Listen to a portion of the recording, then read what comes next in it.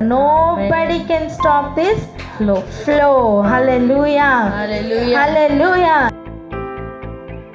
రాసిన పత్రిక మొదటి కొరింథీయులకు రాసిన పత్రిక 2వ అధ్యాయం 7వ వచనం చదువుకుందాం. 7వ వచనం. గడిచిన వారం 6వ వచనం చదువుకున్నాం. గుర్తుందండి? పరిపూర్ణులైన వారి మధ్య జ్ఞానమును బోధించుచున్నాం. అది ఈ లోక జ్ఞానం కాదు, నిరర్థకమైపోచున్న ఈ లోకాధికారుల జ్ఞానంను కాదు గాని అని. మరి ఏ జ్ఞానం గురించి అయితే మాట్లాడుతున్నారో ఆ జ్ఞానం గురించి మనం పరిపూర్ణులైన వారి మధ్యనే నేర్చుకున్నాం. హల్లెలూయా. గనుక ఇంకా ముందుకు ఏం చెప్తున్నారో దాన్ని ధ్యానించబోతున్నాం. హృదయాన్ని సిద్ధపరచుకుందాం. ఈ భాగంలో చెప్పబడిన పరిపూర్ణుల వలె మనం ఉండొద్దు గాని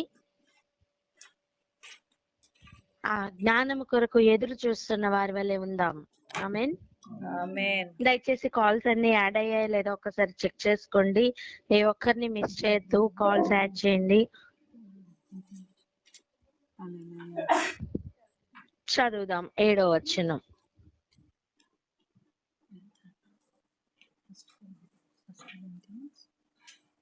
మొదటి కొరింథీయులు రాసిన పత్రిక 2వ అధ్యాయం 7వ వచనము. దేవుని జ్ఞానము మర్మమైనట్టుగా బోధించుచున్నాము. ఈ జ్ఞానము మరుగై ఉండెను. జగదుత్పత్తికి ముందుగానే దీనిని దేవుడు మన మహిమ నిమిత్తము నియమించెను. హల్లెలూయా. ఈ జ్ఞానము మరుగైనట్టుగా బోధించుచున్నాము. ఆ విషయాన్ని మనం కొంచెం ఆలోచన చేస్తూ మరలా ఒక మాటని జ్ఞాపకం చేసుకుందాం. చూడండి, వ్యాక్సిన్ ఎలా అయితే తీసుకుని వచ్చి ఆ కోల్డ్ చైన్ అలా కంటిన్యూ అవుతుందో అలా ఈ జ్ఞానమును కూడా దేవుడు ఏ చైన్ లో పెట్టారు అంటే మరుగైన చైన్, మర్మమైన చైన్. చెప్తారా మాట? మరుగైన చైన్, మర్మమైన చైన్. ఈ లోకంలో cold chain is equal to పరలోకంలో ఉన్న మరుగైన మర్మమైన చైన్. హల్లెలూయా. సో నార్మల్ టెంపరేచర్ లో ఎలా అయితే మనకి వ్యాక్సిన్ తీసుకున్న వ్యర్థమో, నార్మల్ మైండ్ సెట్ తో వాక్యం రిసీవ్ చేసుకున్నా సరే వ్యర్థమే. నార్మల్ గా మనం క్యారీ చేసుకొని అన్నీ ఒకటేలే, అంతా ఒకటేలే, అలాంటి నార్మల్ మైండ్ సెట్ తో తీసుకుంటే అవి మనకి నార్మల్ గానే ఉంటది. కానీ ప్రభు బోధిస్తున్న ఆ మరుగైన సంగతులను రిసీవ్ చేసుకోవడానికి మనం ఆయనకు శిష్యులుగా మారాలి. చెప్పండి, ఎలా మారాలి? ఆయనకు శిష్యులుగా మారాలి. లేకపోతే ఏముందిలే అంతా నార్మల్లే కదా అనిపిస్తుంది. నార్మల్ టెంపరేచర్ లో తీసుకొని వచ్చిన వ్యాక్సిన్ పనిచేస్తుందా అండి? పనిచేయదు. అలానే ఈ రోజు వాక్యంను నార్మల్ గా చూస్తున్న నీ కనులకు ఆశ్చర్యమైన సంగతులు ఎలా కనిపిస్తాయి? పక్క వారిని చూసి అడగండి. నార్మల్ గా థింక్ చేస్తున్న నీకు ఆశ్చర్య సంగతులు ఎలా కనిపిస్తాయి అని అడగండి. నార్మల్ గా థింక్ చేస్తున్న నీకు ఆశ్చర్యంగా సంగతులు ఎలా కనబడతాయి? స్తోత్రం. సూపర్ న్యాచురల్ సంగతులు సూపర్ న్యాచురల్ గానే అర్థమవుతాయి. సూపర్ న్యాచురల్ సంగతులు సూపర్ న్యాచురల్ గానే అర్థమవుతాయి. ఒకసారి యేసు ప్రభు అట అనేక విషయముల గురించి ఉపమాన రీతిగా చెప్తున్నారట. చాలా మంది వింటున్నారట. అయితే మరి అందరి తర్వాత యేసు ప్రభు దగ్గరికి ఆయన శిష్యులు వచ్చి ఈ మాటను అడుగుతున్నారు. వెళ్దాం రండి. మత్తయి సువార్త 13వ అధ్యాయం 10-11 వచనాలు చదవండి. మత్తయి సువార్త 13వ అధ్యాయము 10-11 వచనములు. తరువాత శిష్యులు వచ్చి, నీవు ఉపమాన రీతిగా ఎందుకు వారితో మాట్లాడుచున్నావని ఆయనను అడుగగా, ఆయన వారితో ఇట్లనెను, పరలోక రాజ్య మర్మములు ఎరుగుట మీకు అనుగ్రహింపబడి ఉన్నది గాని వారికి అనుగ్రహింపబడలేదు. స్తోత్రం. సో ఈ మర్మమైన జ్ఞానమును తీసుకుని వస్తున్న ఒక రూపం ఎలాంటి ఉపమాన రూపం. శిష్యులు మరలా వచ్చి అడుగుతున్నారు, నువ్వు ఎందుకు ఉపమాన రీతిగా మాట్లాడుతున్నావు, ఎందుకు ఎగ్జాంపుల్స్ కోట్ చేసి చెప్తున్నావు అంటే ప్రభు చెప్తున్నారు, పరలోక రాజ్య మర్మములు ఎరుగుట మీకు అనుగ్రహింపబడి ఉన్నాయి కానీ వారికి కాదు. హల్లెలూయా. వారికి అనుగ్రహింపబడలేదు. ఈరోజు ఒక ప్రశ్న అడగాలని ఆశపడుతున్నాను. ప్రభు ఒక ఉపమానం చెప్పితే ఒక జన సమూహంలో 1000 మంది ఉన్నారు అనుకుందాం, అందరూ వింటారు. మరి మర్మములు గ్రహించేది ఎంతమంది? కొంతమంది. మిగిలిన వారు ఉపమానం దగ్గర ఆగిపోతారు.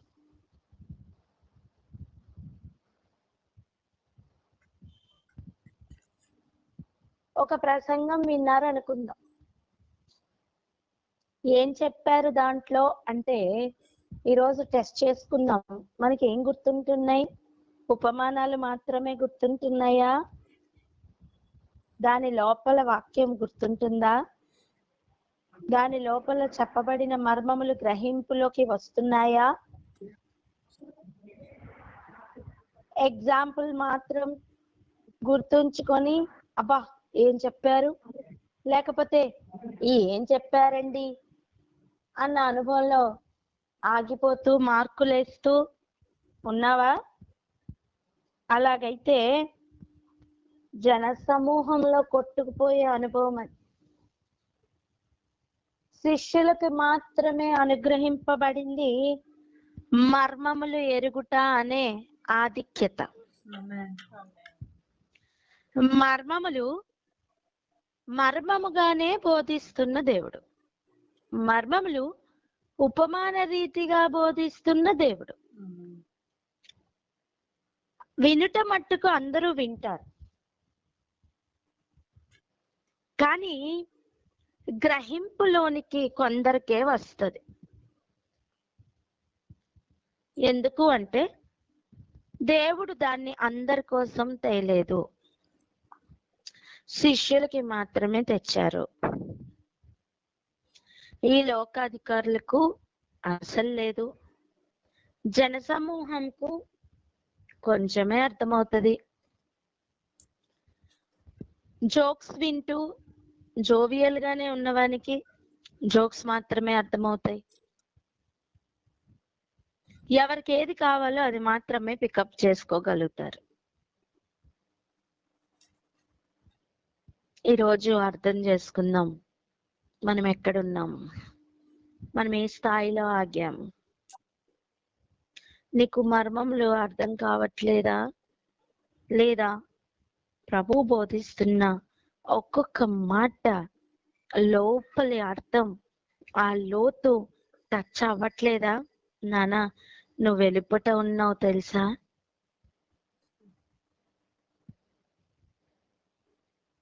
ఒక మీటింగ్ జరిగింది అనుకుందాం, ఆ మీటింగ్ లో ఏం డిస్కస్ చేశారో ఆ పాయింట్స్ కరెక్ట్ గా పట్టుకున్నవాడు ఆ మీటింగ్ ను సరిగా వినియోగించుకున్నట్టు.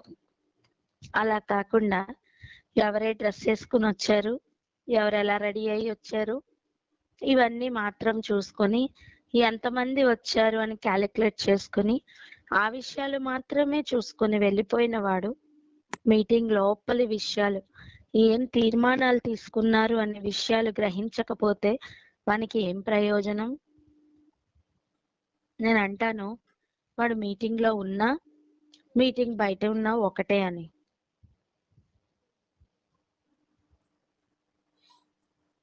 అదే రీతిగా దేవుడు తన గురించిన పరలోక రాజ్య మర్మములు తన శిష్యులకు తీసుకుని వచ్చి ఇచ్చే సమయం వాటిని ఉపమాన రీతిగా మర్మములను బోధిస్తున్నారట. ఆమేన్. గ్రహింపులోనికి వచ్చేది ఎవరికి అంటే ఆయన శిష్యులకి మాత్రమే. మిగిలిన వారు ఉపమానంలో ఆగిపోతారు. మిగిలిన వారు మీటింగ్ అటెండ్ అయ్యాంలే అనుకుని, అంతా విన్నానులే అనుకుని ఆగిపోతారు. కొన్నిసార్లు చూడండి, మనం ప్రార్థనలోనే ఉన్నాం అనుకుంటూ నిద్రపోతాం కదా. కొన్నిసార్లు చూడండి, మనం ప్రార్థనలోనే ఉన్నాం అనుకుంటూ రేపటి గురించి ప్లానింగ్ అదే సమయంలో వేసి, ఏం చేస్తావు ఇంతసేపు అంటే ప్రేయర్ అండి అని చెప్పి మనల్ని మనం మోసం పుచ్చుకుంటామే.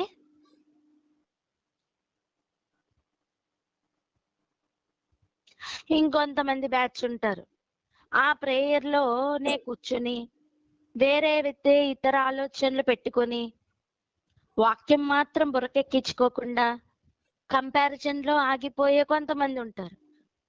ఏ పాయింట్ అయినా కానివ్వండి, నీకు ఆ వాక్యం లోపలికి వెళ్ళకుండా అడ్డుకుంటుందా?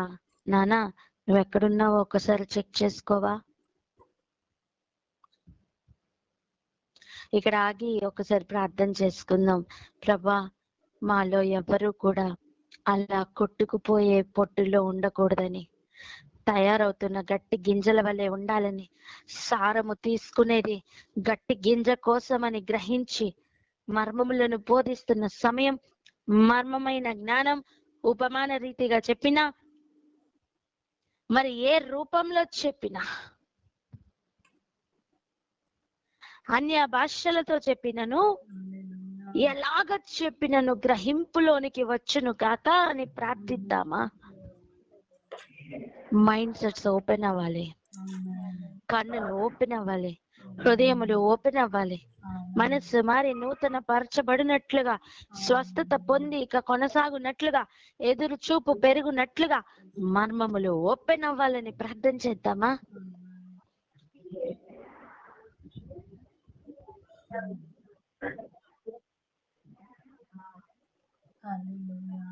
తండ్రి స్తోత్రం, స్తుతి స్తోత్రం చెల్లిస్తున్నాం ప్రభా. పరిశుద్ధానికి వందనాలయ్యా. అవును నా తండ్రి యేసయ్యా, నీ వద్ద చేరి వచ్చిన మేము మా తండ్రి మా హృదయ స్థితిని నాయన సరి చూచుకొనమని మాతో మాట్లాడుతున్న ప్రభా, నీకు వందనాలు. మీరు మర్మమైన సంగతులు నాయన, రహస్యమందు దాచి ఉంచిన ధన నిధులను మాకు తెరిచి చూపించాలని, నీ రాజ్యం యొక్క మర్మములను, నీ నీతిని గురించిన ఆ యొక్క నాయన యేసయ్యా మరి న్యాయ విధులను నా తండ్రి యేసయ్య మాకు బోధించాలని నాయన, అవి మేము గ్రహించాలని మీరు ఆశిస్తున్నప్పుడు అయా మా హృదయ స్థితిని నా తండ్రి దాని కొరకు నేడు సిద్ధపరచుమని మీ సన్నిధికి వస్తున్నామయ్యా. కేవలము పొట్టును పట్టుకొని పోయే వాళ్ళంగా మేము ఉండకూడదయ్యా. చెప్పబడిన స్టోరీస్, చెప్పబడిన జోక్స్ కాదు నా తండ్రి. లోతులో ఏది చెప్పినా కూడా దానిలో మీరు ఏ ఉద్దేశముతో మాతో మాట్లాడుతున్నారో ఆ ఉద్దేశాన్ని నాయన మేము గ్రహించినట్లుగా నా తండ్రి నేడు మా గ్రహింపు శక్తిని నాయన యేసయ్య దాని పరిధులను విశాలపరచుమని ప్రార్థిస్తున్నాం యేసయ్య. అయా అజ్ఞానాన్ని నాయన యేసయ్య మరి నాయన గ్రహింపు లేని స్థితిని మా నుంచి తొలగించి వేయండి అయ్యా. అయా మమ్మల్ని గట్టి గింజలుగా మార్చే నీ యొక్క వాక్యములో ఉన్న ఆ మర్మములను నాయన మర్మమైనట్టుగా నాయన యేసయ్య మరి పరభాషలో, పరలోకపు భాషలో మీరు మాకు బోధించిన వాటిని గ్రహించే ఆ జ్ఞాన వివేచనలు మాకు దయచేయమని ప్రార్థిస్తున్నామయ్యా. అయా నా తండ్రి యేసయ్య, మందలో ఉన్న గొర్రెలు ఏ విధంగా కాపరి చేయు ప్రతి ఒక్క స్వరమును గ్రహించి వెంబడి వెళ్తాయో అలా మేము గ్రహించే కృప మాకు అనుగ్రహించండి యేసయ్య. నా తండ్రి నీకు స్తోత్రములు రాజా. అయా నువ్వు తట్టుతున్నప్పుడు నాయన ఆ స్వరమును నాయన యేసయ్య మేము విని నాయన యేసయ్య నీ వైపు వచ్చే ఆ సిద్ధపాటు ఆ ఎంతో నా తండ్రి యేసయ్య ఆ క్షుణ్ణితమైన నాయన క్షుణ్ణంగా నాయన మిమ్మల్ని గ్రహించే కృప మాకు ఇవ్వండి. మెల్లని స్వరమైన నాయన యేసయ్య ఒక నాయన తట్టిన ఆ స్వరమైన మేము గ్రహించగలగలయ్యా. అయా అట్టి కృపను మాకు ఇమ్మని మా హృదయమును మా చెవులను మా ఆలోచనలను అన్నింటినీ నాయన చెరపట్టి క్రీస్తు జ్ఞానముకు లోబరుస్తున్నామయ్యా. మీ జ్ఞానము మా యొక్క నాయన ఇంద్రియములలో నాయన యేసయ్య ప్రసరించి నాయన మీకు లోబడే కృపను అనుగ్రహించుమని యేసునామమున నడుతున్నాం తండ్రి. ఆమేన్.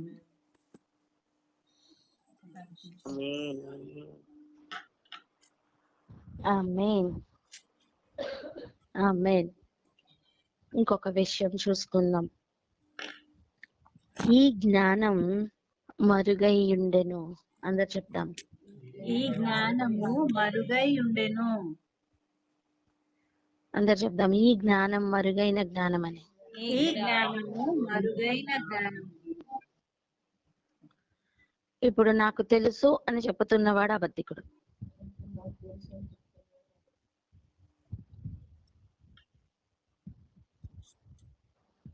తెలిసినది చాలా తక్కువ, తెలియనిది చాలా ఎక్కువ. నాకు తెలీదా, నాకన్నీ తెలుసు అనే ఫీలింగ్ వచ్చిందా, అబద్ధికునితో చేయగలిపామని అర్థం.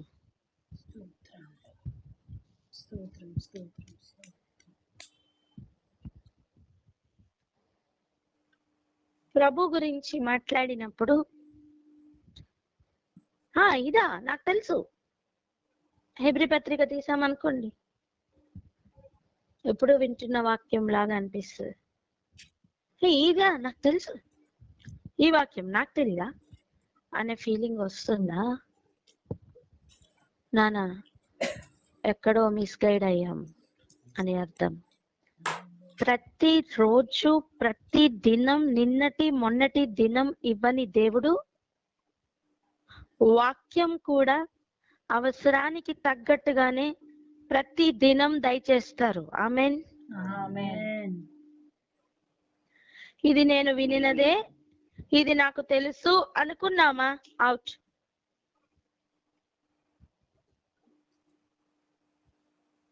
నేను అంటాను,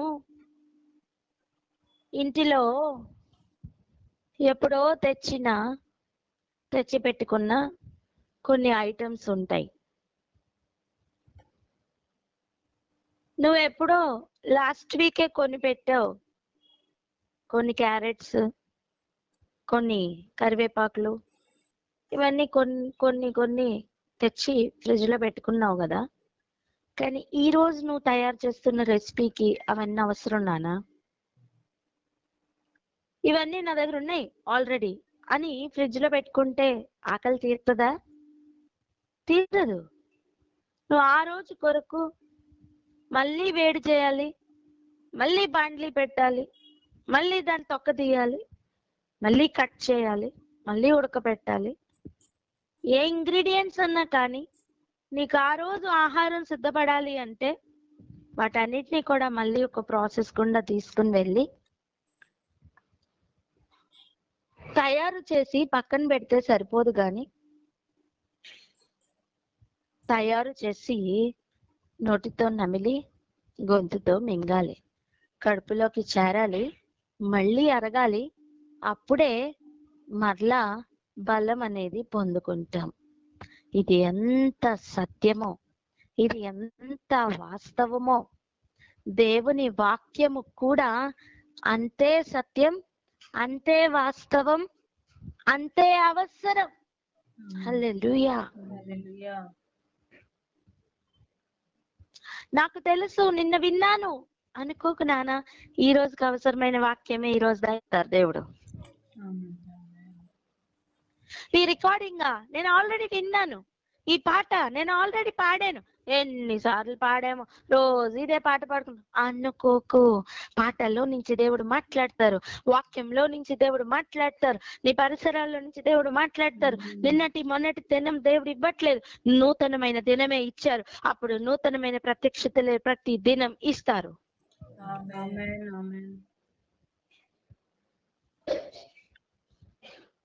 ఐ నో అనిపిస్తుందా? కొట్టుకుపోతున్నామని అర్థం. వాక్యం పట్ల ఆసక్తి రావట్లేదా? ఎక్కడో మిస్ అయ్యావు నాన్న, చూసుకో. వాక్యం వింటూ కూడా పొట్టునే ఎక్కువగా ఫోకస్ చేస్తున్నామా? అయితే మన వెసల్ డస్ట్బిన్ గా మారిపోయిందని అర్థం. అలా కాకుండా వేడి మీద ఒక పెనం వలె లేదా ఒక మంచి వెసల్ గా ఆ వేడి మీద ఉన్నామా, ఇదిగో రైట్ థింగ్స్ అన్ని కూడా దానిలో పడతాయి, కరెక్ట్ రెసిపీ తయారవుతుంది. అలా మనల్ని కూడా దేవుడు ఒక మంచి వెసల్ గా దేవుడు ఆశపడుతున్నారు.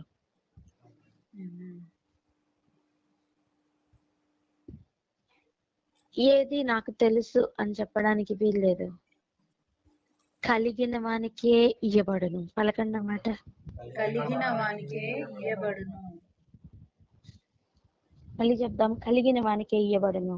కలిగిన వానికే ఇయ్యబడును.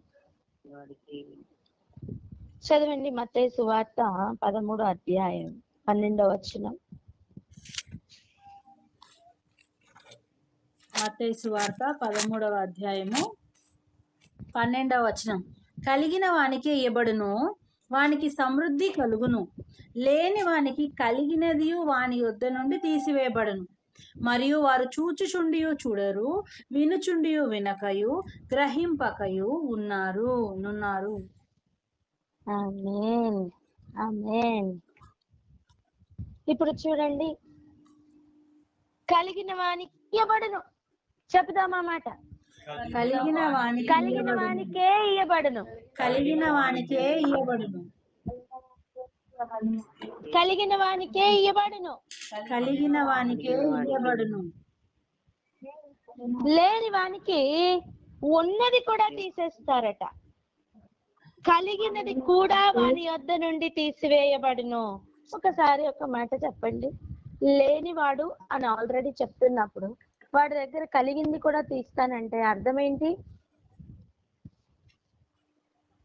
కలిగిన వానికే ఇయ్యబడును అంటే వానికి ఏదో కలిగి ఉన్నాడని అర్థం. లేని వాని దగ్గర కూడా కలిగినది ఉన్నది కూడా తీసేస్తాను అంటే అర్థం ఏంటి? కలిగి ఉండి కూడా లేని వాడిగా బిహేవ్ చేస్తున్న వానికి కలిగి ఉన్నది కూడా తీసివేయబడుతుంది. అర్థమవుతుందా? నీ యొద్ద కొంత వాక్యం ఇచ్చి ఉన్నారు దేవుడు, దానిని నువ్వు కాపాడుకుంటున్నావు, దానిని బట్టి నడుస్తున్నావు. అయితే నీకు ఇంకా ఇవ్వబడుతుంది నానా. హల్లెలూయా. పక్కవారితో చెప్పండి, నీకు ఇంకా ఇవ్వబడుతుందని. నువ్వు కొంచెంలో నమ్మకంగా ఉంటున్నావు కనుక నీకు ఇంకా ఇవ్వబడుతుంది. చెప్పండి చెప్పండి.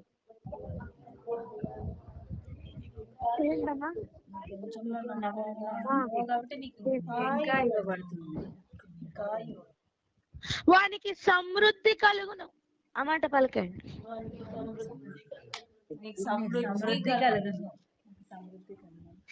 కానీ కొంచెం కలిగి ఉండి కూడా ఎప్పుడు చూడు నాకు లేదు లేదు లేదు అంటున్న వాడికి ఉన్నది కూడా తీసివేయబడును.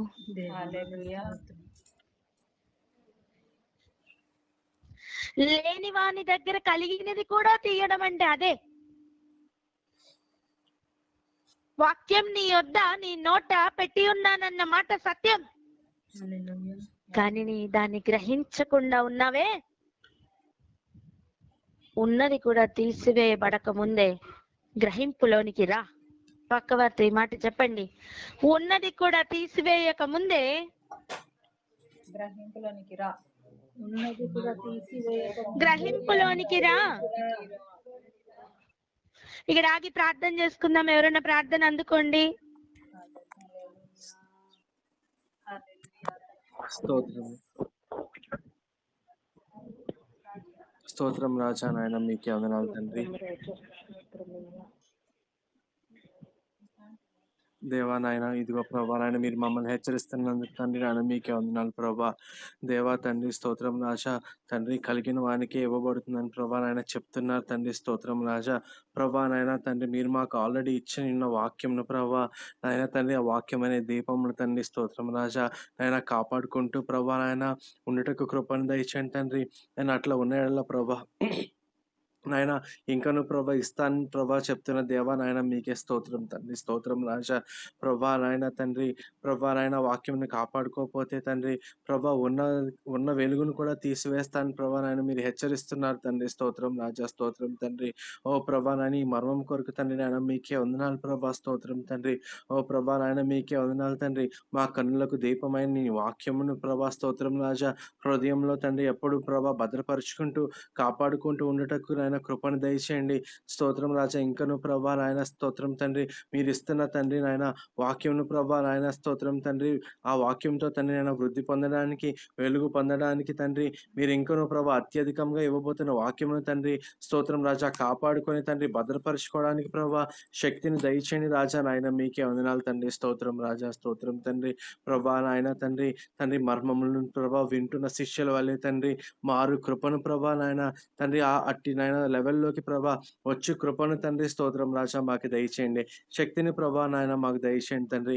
ఇంకనూ తండ్రి వాక్యదానంలో కొనసాగుతుండగా ప్రభా నాయన స్తోత్రం తండ్రి మా హృదయమును ప్రభా గ్రహించు కృపను ప్రభా నాయన తండ్రి స్తోత్రం రాజా తండ్రి నాయన అత్యున్నతమైన తండ్రి స్తోత్రం రాజా ఆ అండర్స్టాండింగ్ ప్రభా నాయన తండ్రి మాకు దయచేయమని ఈ చిన్న ప్రార్థన మాదని కర్తనైన యేసుక్రీస్తు నామములో అడిగి పొందుకొని ఉన్నాం తండ్రి. ఆమేన్. ఆమేన్. ఆమేన్. లేని వానికి కలిగినది కూడా వాని యొద్ద నుండి తీసివేయబడును. ఈ స్థితి మహాభయంకరం. వెంటను కొంచెం వెలుగు ఉండి దానిని కాపాడుకుంటున్నవాడు సమృద్ధి అయిన వెలుగును పొందును.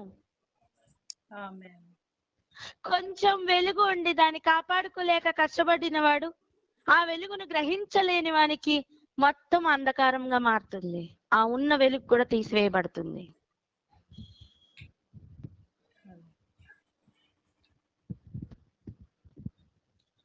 మర్మమును దేవుడు మర్మముగానే బోధిస్తున్నారట. అది ఆది నుండి మరుగై ఉన్నదట. అటువంటి మర్మములను దేవుడు ఉపమాన రీతిగా చెప్తున్న సమయం శిష్యులకు ఒక డౌట్ ఏంటి, ఎందుకు ఉపమాన రీతిగా చెప్తున్నావు అంటే ప్రభు వారితో సూటిగా చెప్తున్న సమాధానం చూసారా, ఇది ఎరుగుట మీకు అనుగ్రహింపబడినది కానీ వారికి కాదు. పరలోక రాజ్య మర్మములు ఎరుగుట మీకు అనుగ్రహింపబడింది. ఈ రోజు ఈ సమయం ఇక్కడ ఉన్నావంటే, ఈ మాట నీకు వినిపిస్తుందంటే, నువ్వు గ్రహిస్తున్నావంటే దేవుడు నీకు ఏదో నేర్పిస్తున్నారని అర్థం.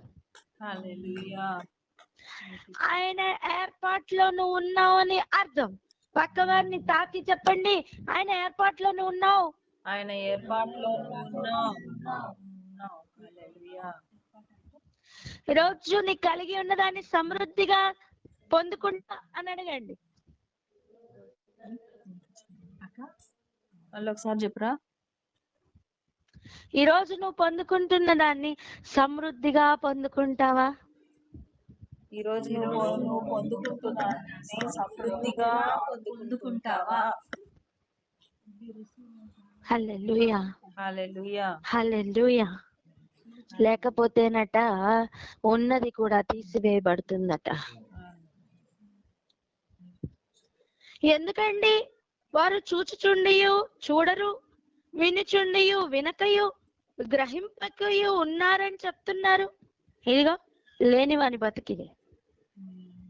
వాడు చూస్తాడు కానీ గ్రహించడు.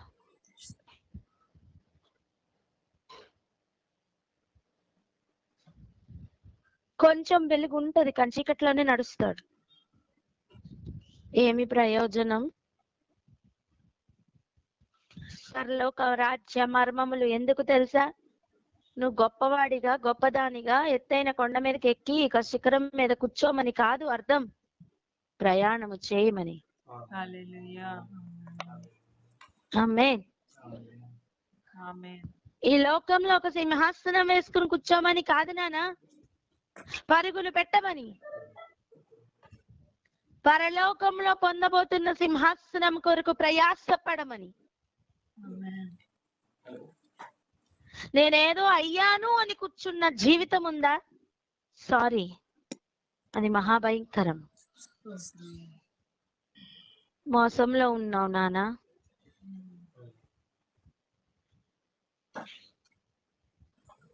నీకు మర్మములను దేవుడు బోధిస్తున్నారా? అవి నువ్వు చెప్పకుండా ఉండలేవు. ఆమేన్.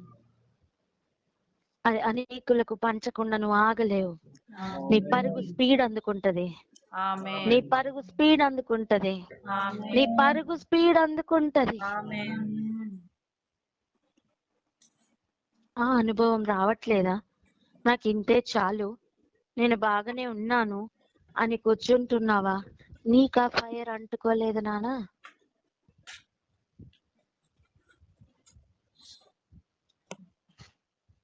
ఈరోజు ఈ సంగతులను ఆలోచించుకొని మనల్ని మనం ఆయత్తపరచుకుందాం. ఇంకొక మాట చదువుకుందాం. జగదుత్పత్తికి ముందుగానే దీనిని దేవుడు మన మహిమ నిమిత్తం నియమించెను. మొదటి కొరింథీయులకు రాసిన పత్రిక 2వ అధ్యాయం 8వ వచనంలో 7వ వచనంలో రాసిన మాటను చూడండి. 7వ వచనంలో ఆఖరి మాట, జగదుత్పత్తికి ముందుగానే దీనిని దేవుడు మన మహిమ నిమిత్తం నియమించెను. ఎవరి కోసం ఈ పరలోక రాజ్య మర్మములు? ఎవరి కోసం అండి? మన నిమిత్తం, మన మహిమ నిమిత్తం, మహిమలోనికి మనం ప్రవేశించు నిమిత్తం.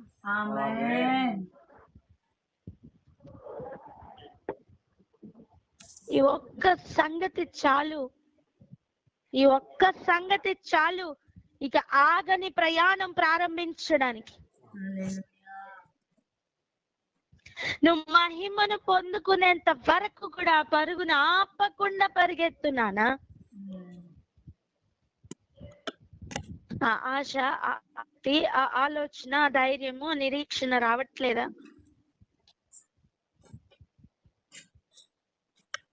నువ్వు గుంపులో ఉన్నావని కాదు, నువ్వు గుంపుకు అవతల ఉన్నావని అర్థం, బయట ఉన్నావని అర్థం. చూచుచుండియు చూడని గుంపులో ఉన్నావని అర్థం నానా. కానీ నువ్వు చూసావా, ఇక పరిగెడతావు. వినుచుండియు గ్రహింపని స్థితిలో ఆగిపోయావని అర్థం. కానీ వింటున్నావా? నీ చెవులకు అది అర్థమవుతుందా? గ్రహింపులోనికి వస్తుందా? అయితే నీ పరుగును స్టార్ట్ చేయి. ఎంత దూరం అని ఆలోచించకు. పరలోకము భూమికి దూరంగానే ఉంది కదా, మరి అక్కడి నుంచి తెచ్చిన జ్ఞానము నీకు నీ హృదయంలోనికి ఆ కోల్డ్ చైన్ అలా మెయింటైన్ చేస్తూ దేవుడు నీ హృదయం లోపలికి చొచ్చుకునేటట్లుగా ఒక్కొక్క విత్తనమును విత్తుతున్నారా? అయితే ఇక ఎవరు ఆపలేని విధంగా షూటప్ అయి, అంతకంటే ముందు రూటపై రూట్స్, షూట్స్ అన్ని వచ్చి ఇదిగో ఇక ఫ్రూట్స్ ఫలించు. ఫలములతో ఆగకు, పరిగెట్టు. ఎందుకు నిన్ను నువ్వు లిమిట్ చేసుకుంటున్నావు? అడుగమ్మా, పక్క వారిని అడగండి. ఎందుకు నిన్ను నువ్వు లిమిట్ చేసుకుంటున్నావు?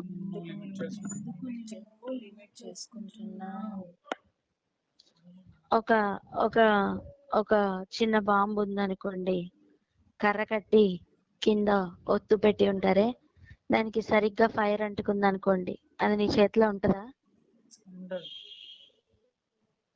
ఉండదు, ఉండదు. అది ఎంత హైట్ కి ఎదిగి, ఎంత హైట్ కి ఎగిరి వెలగాలో అంత హైట్ కి వెళ్ళి పెద్ద సౌండ్ చేస్తుంది కదా. కదా. అట్లనే నీకు ఒక్కొక్క విషయం అర్థమవుతుందా, నువ్వు అలా పరిగెడతావు నాన్న. హల్లెలూయా. నువ్వు చేరవలసిన స్పాట్ కి వెళ్తావు, పెద్ద సౌండ్ చేస్తావు, నీ వెలుగు కనిపిస్తుంది, నీ నీ నీకు దేవుడు ఇచ్చిన ఆ రోజు ప్రయోజనకరంగా మారుతుంది. ఆమేన్. ఏమి ఫైర్ అంటుకోవట్లేదు అనుకో, ఆ తారాజువులు అవన్నీ కూడా ఏమంటాయి, తుస్సుమంటాయి. ఏమంటాయి, తుస్సుమంటాయి. అవునా, అవునా కదా. కానీ సరిగ్గా ఫైర్ అంటుకుంటే సుయ్యమని ఎగిరి ఢామని పేలి దాని వెలుగును చూపించి, అది నియమింపబడిన దాని కొరకు అది పనిచేస్తాయి. అలా మన మహిమ నిమిత్తం వీటిని దేవుడు చేశారట. అవి మనకి సరిగా అంటుకున్నప్పుడు మనం మహిమలోనికి వెళ్తాం. ప్రార్థన చేసుకుందామా? ఈ మాటల్ని నిర్లక్ష్యం చేయకుండా ప్రార్థన చేసుకుందామా అక్క? Hallelujah. Thank you Jesus. Thank you lord.